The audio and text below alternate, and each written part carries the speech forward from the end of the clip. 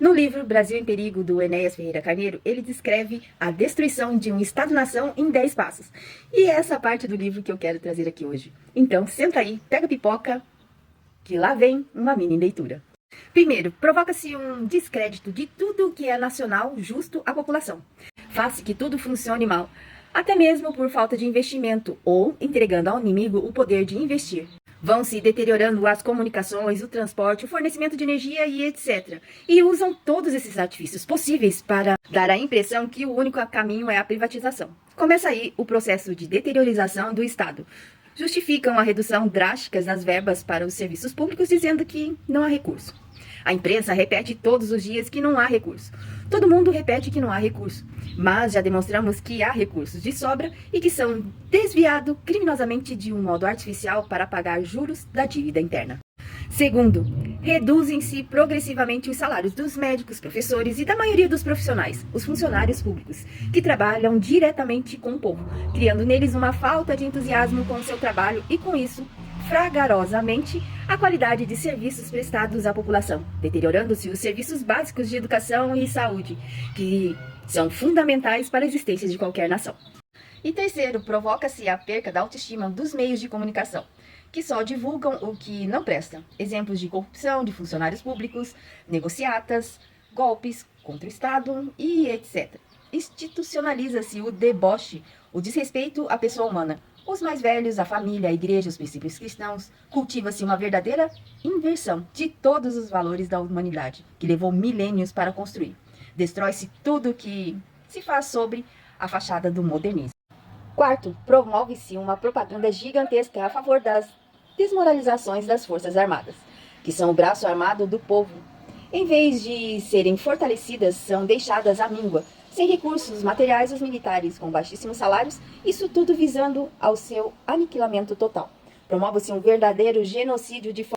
Quinto, promove-se um verdadeiro genocídio de forma explícita, matando de fome e doenças decorrentes da destruição milhões de pessoas e colocando tantos outros debaixo da linha da pobreza, fazendo crescer assustadoramente a legião de desempregados, de pessoas nas ruas, como verdadeiras orlas, cada vez maiores de meninos de rua.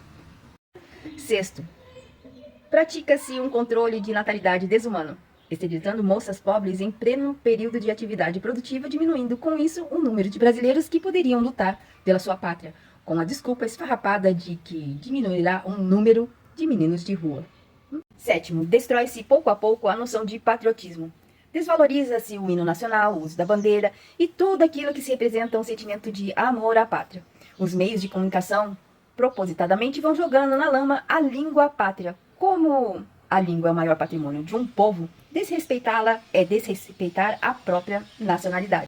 Oitavo, infiltram-se no cenário político e nos meios de comunicações alguns personagens em defesa da discriminação das drogas, proporcionando com isso na juventude uma falsa ideia de normalidade quanto ao seu uso.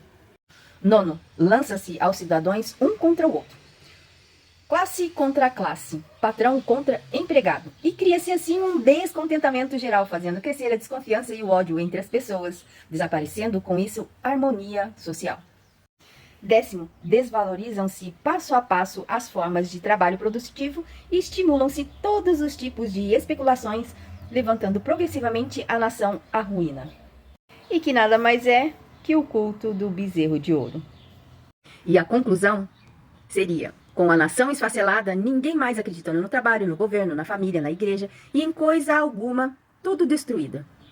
A noção do patriotismo e a autoestima finalmente com todo o povo convencido de que o Estado não serve para nada e que está falido e que não deve se meter em coisa alguma e que deve ser o menor possível. Será justificado, a partir daí, o festival de privatizações, de entrega de patrimônio nacional e todo o formidável patrimônio público construído após décadas de sofrimento vai se transferindo uma parte para minoria privilegiada de representantes legítimos, os donos do mundo, e é o fim da pátria. E pátria não existe sem patrimônio. Todo o dinheiro até hoje arrecadado das privatizações já feitas, nas Minas, Companhia Siderúrgica Nacional, Writing, etc. e etc., foi usado só para pagar os juros. Com a privatização do Vale do Rio Doce, o dinheiro se constou oficialmente com o pagamento para a aquisição do controle e não seria suficiente para pagar-se sequer 2 meses de juros, e é somente os juros. E o que seria necessário aí para reverter todo esse papel, essa coisa que o Brasil está vivendo. É só o Estado assumir o seu papel verdadeiro e assumir a sua responsabilidade através de um governo forte, nacionalista, interventor, voltado para os interesses de todo o povo brasileiro. E é ter coragem de romper definitivamente com o sistema financeiro internacional. E aí, você gostou desse trechinho do livro?